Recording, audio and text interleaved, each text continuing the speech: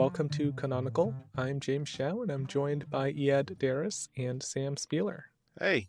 Hello. Good evening, good evening. Today we are reviewing the second book in our series about contemporary utopias, Kirinyaga by Mike Resnick. The first book in our series was Toni Morrison's Paradise, which you can find in our episode archives. If this is your first time joining us, we are also a literary book club on Reddit. You can join our discussion there by clicking on the link in the episode description. You can support us and your local bookstore by using our bookshop.org link. That's also in the episode description. We are also on social media at Canonical Pod. So let's talk about Kirinyaga. It's a novel and stories written by Michael Diamond Resnick. Resnick was a prolific science fiction writer whose most well-known works revolved around two main themes: humanity's tendency toward war and domination, and the second theme, which Kirinyaga revolves around, post-colonial Africa. So Kirinyaga, the full title is Kirinyaga, A Fable of Utopia, is a collection of linked stories that center on Kariba, who is the leader of the Kikuyu. The Kikuyu are an ethnic group native to modern-day Kenya. At the start of the novel, Kariba leads the Kikuyu to a planet with the aim of establishing a Kikuyu colony called Kirinyaga, the title of the book, wherein the inhabitants live in a traditional lifestyle before it was changed by European colonialism. The main conflict in these stories demonstrate the various challenges that Kariba faces as he tries to keep Kirinyaga from changing and from being influenced by outsiders. What's interesting to me initially was that we read this after Toni Morrison's Paradise, because these two books are opposites in many ways. And obviously, because I just finished Paradise, I couldn't help but to think back to Paradise as I was reading this book. Where Morrison's writing was highlighted by evocative imagery and prose, Resnick's is often perfunctory, and he often relies on dialogue to present the main theme of the book, especially at the beginning with the first couple of stories. We also criticized Paradise for having difficult to follow transitions, character transitions and setting transitions. But here in Kirinyaga, it's actually really clearly done. The different stories tell us right off the bat that it's a year or so later. We know immediately who the characters are, and he actually, in my mind, spends a little bit too much time reminding us who these characters are in relation to other characters. And of course, the last thing, I guess, the similarity between these two is they're both about Black people. Pretty wide net you're casting. Yeah. And they're both from the Midwest. I think Morrison's from, Ohio? Yeah. Yeah, and Resnick's from Chicago, I think, or he lived in Chicago. So besides that, these two books are very much polar opposites in style, in sensibility for sure. So what did you guys think about the writing in this book?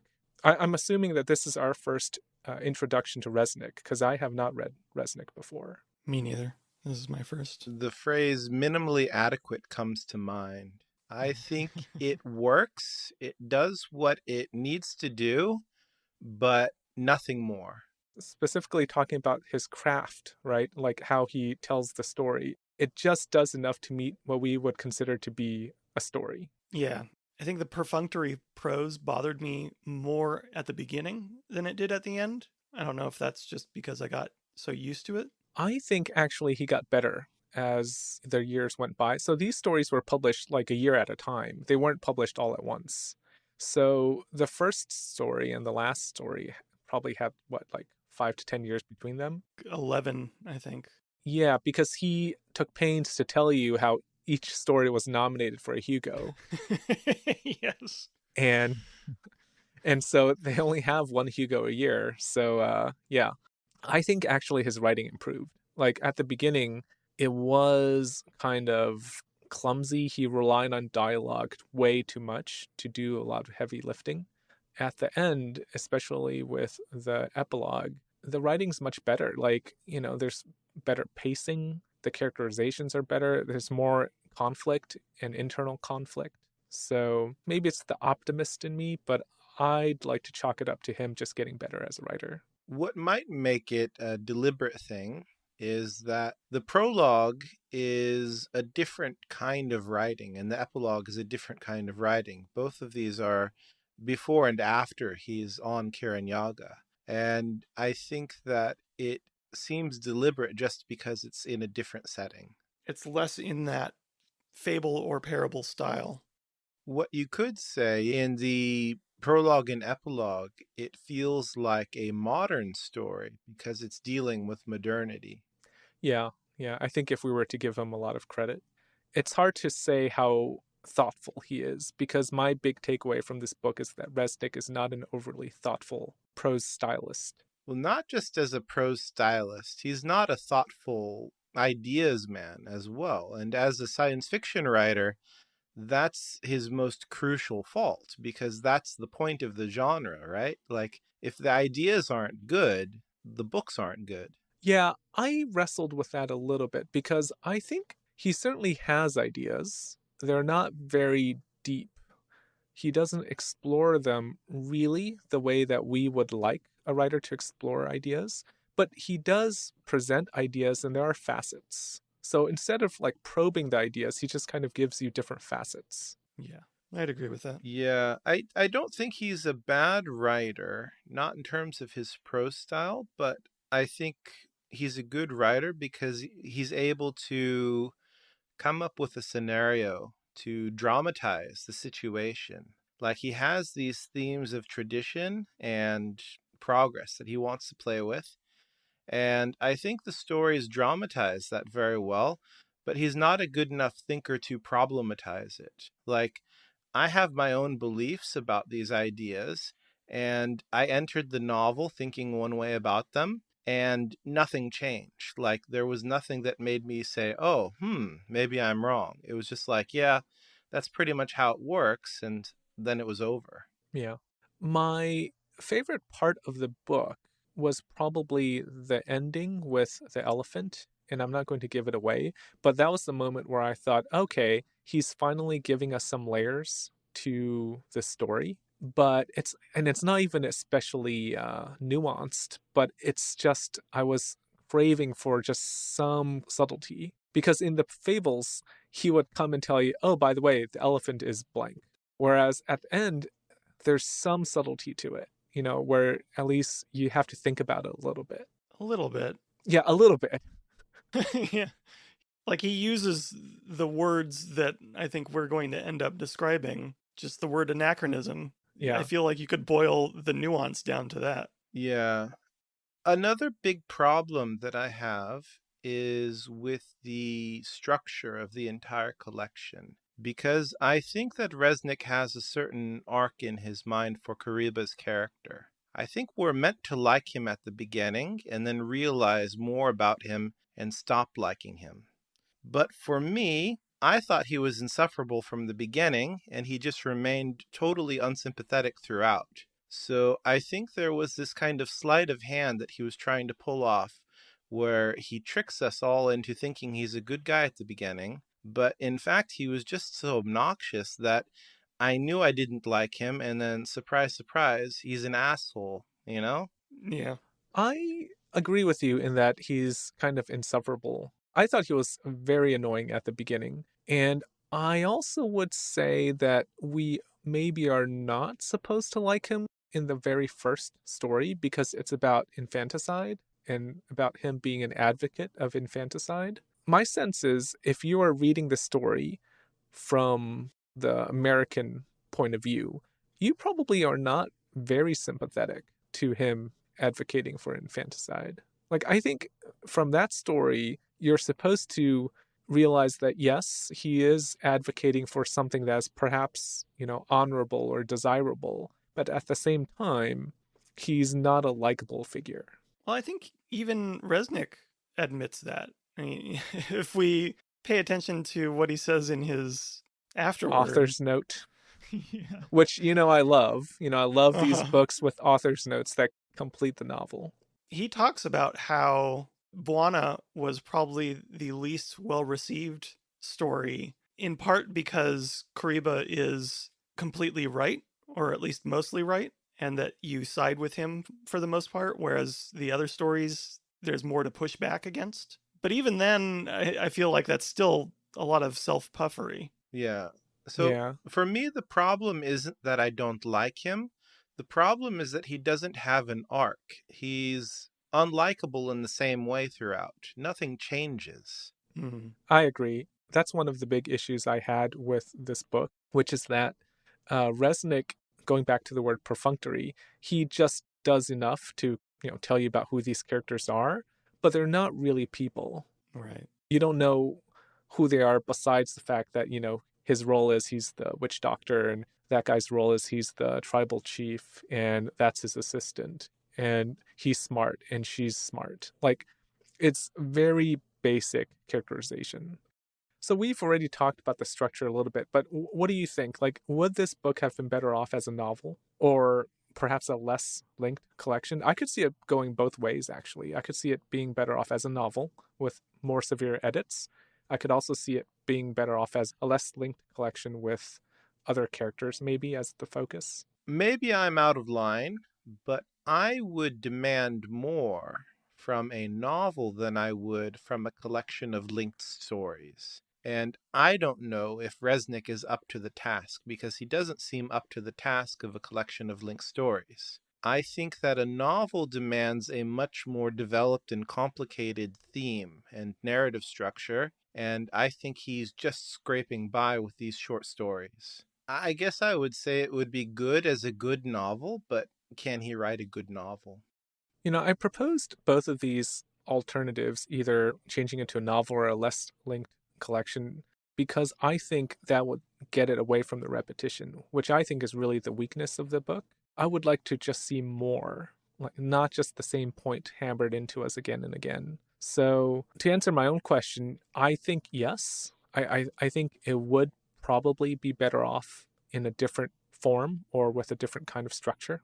I think just because this kind of structure allows the writer to be, I don't know if it's laziness, but it allows for certain shortcuts because it's a linked collection. As long as you have the main character in each story, there's your linked collection. Like, once again, it's very perfunctory. He just meets the minimum of what makes it a linked collection. My hope is that if he were to write a novel of Kirinyaga, he would go beyond this.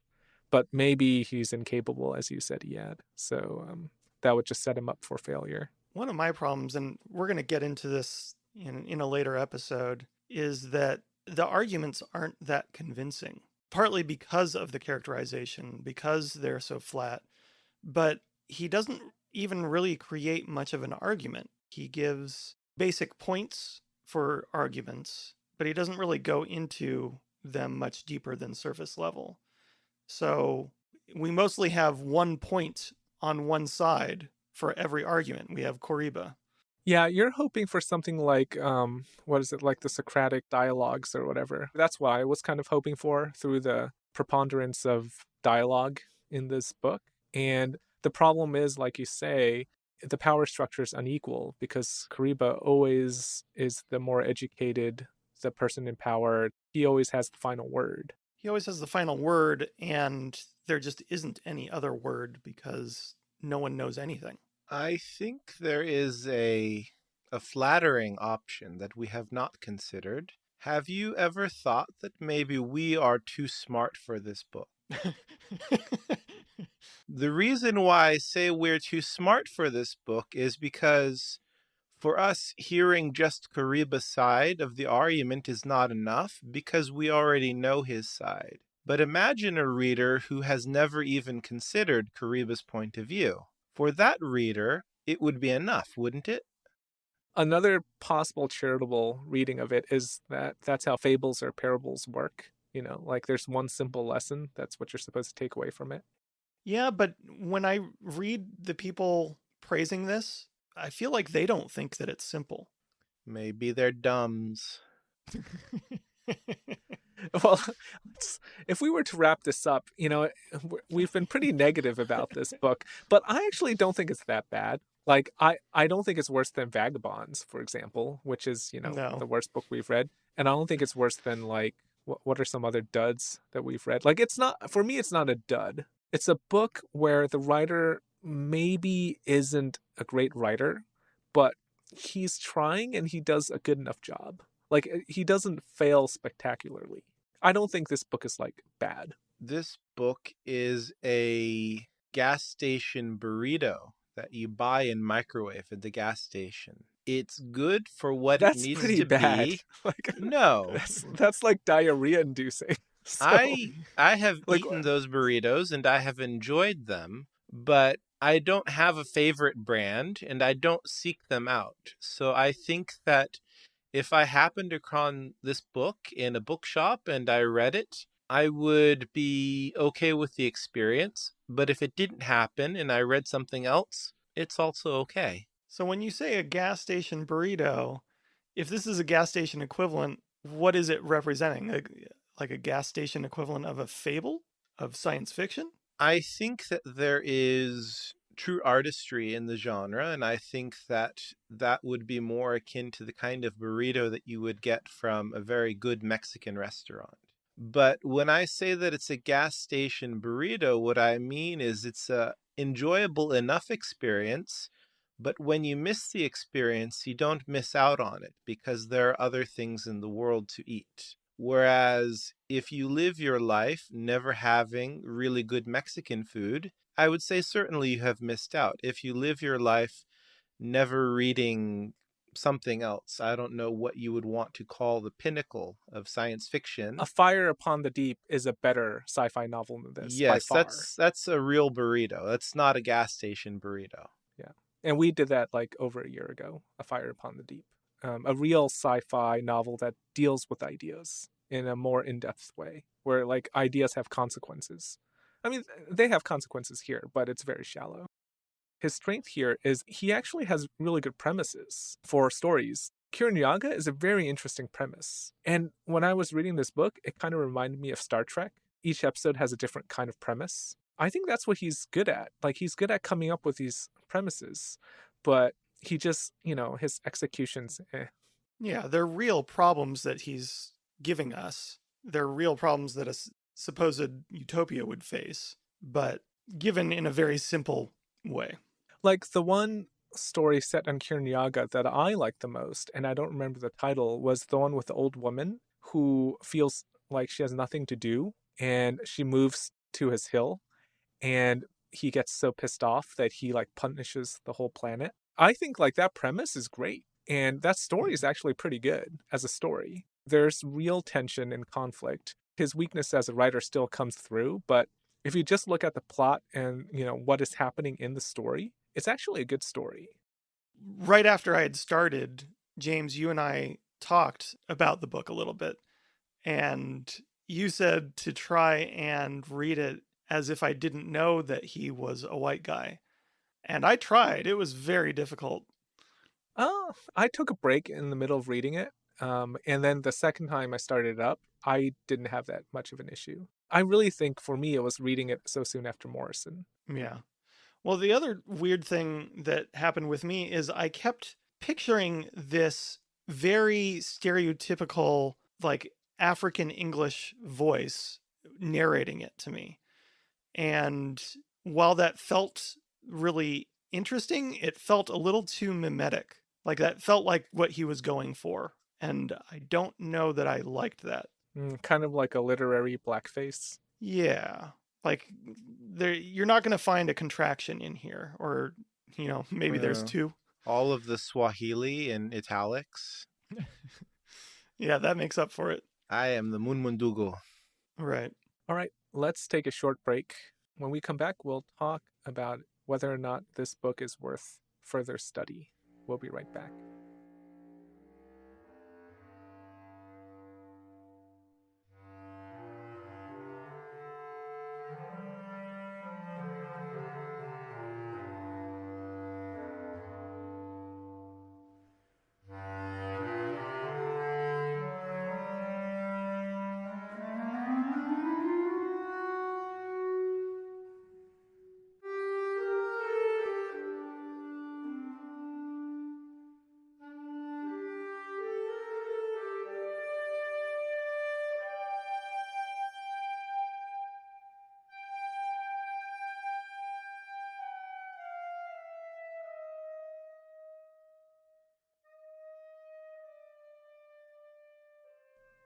welcome back. So Resnick has worked in all kinds of genres, ranging from pornographic novels to, I believe, crime fiction, obviously sci-fi, space opera type sci-fi. Do you think this work is a work of literature? Or is it just entertainment? And just sounds kind of pejorative there, but we're snobs, so. I think it wants to be literature, but I don't think it is.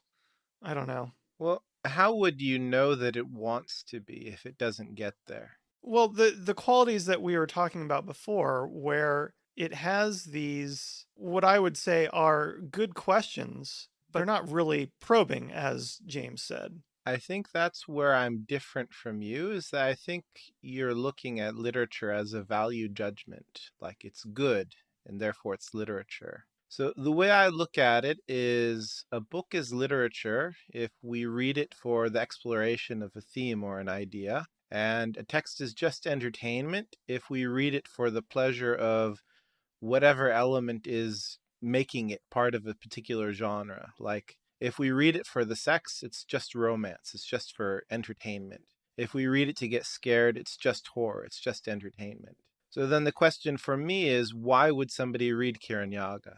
And for me, my answer is you read it for the ideas, even though the ideas aren't explored well, because that's why you read it, that makes it literature, but bad literature. Yeah, I can agree with that. Is there much of a point in the differentiation? I think for me it matters because I really don't care that much about the genre elements, like the sex and the scary bits. I'm all about themes and ideas. So if everybody agreed to use this rule, and that's how they decided which books were literary and which weren't, that would suit me just fine.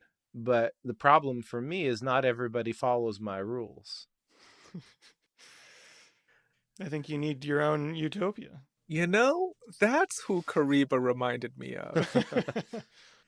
I would agree with you there in that, like I said before the break, the subtext here is, should it be studied? And I'd say, maybe because there's actually something here worth considering, which makes it for me more literary.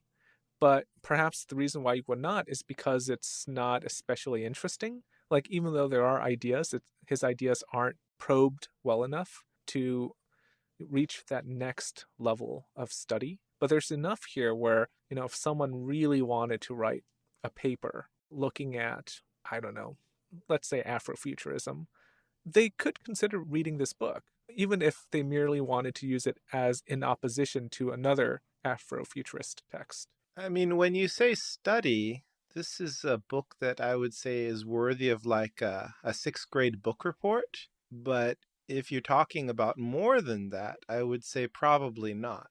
There are more important things to spend your time on. There are, but I think James's point makes sense to me.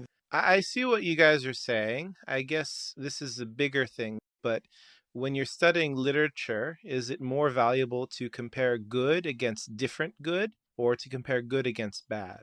I think the point, though, is that this is about important things, but it's not done well or potentially not by the right person.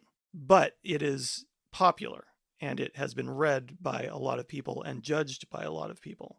So I think the worth is taking this thing that has a wide audience, or had at one time a wide audience, and comparing it to better things, not because it's good versus bad, but because this is something that people accepted and accepted as good at one time. Tangential to this, over a year ago, we did a series on Afrofuturism, and in the conclusion of that series, we kind of joked about, what if there was a white dude who wrote a book about Africans set in the future, and was that Afrofuturism? So here we are. Here's our white dude who wrote a book about Africans set in the future. Is this Afrofuturism? Absolutely. 100%. Why not? I guess so. I mean, the arguments in favor is that it's obviously about, Africans in the future, and a core component of the book is African culture being preserved in the future. Right, but it's not them speaking, which is the issue. Yeah, that's the question, is how authentic is this representation of African culture being preserved in the future? Hey, he went on several safaris. I think he knows. Yeah, yeah. All right, so to conclude then, would you recommend this book to anyone? I would recommend it to your dad, Sam. I feel I was like your about to dad, say yes, yes. yes, your dad I and think his he'd like- generation are the people Yes. who would read this book, Yes, I agree. aka boomers. Yeah. Yeah, I would recommend the book. I think that it doesn't have any off tastes. It's not unpleasant, it's just underwhelming. And I think that's enough for a lot of people. All right, let's conclude here. Thank you for listening. If you loved Kirinyaga, come and let us know on Reddit. If you hated Kirinyaga, come and let us know on Reddit. You can find that link below. We are also on social media at Canonical Pod. If you enjoyed this podcast, please give us a nice review on Apple or your podcast platform of choice. Next week, we'll be back with a discussion of this book. If you're interested in joining that discussion, go ahead and find a copy. It's not a very long read. I think you can get through it pretty quickly, actually. Till next time, happy reading. We'll talk to you soon.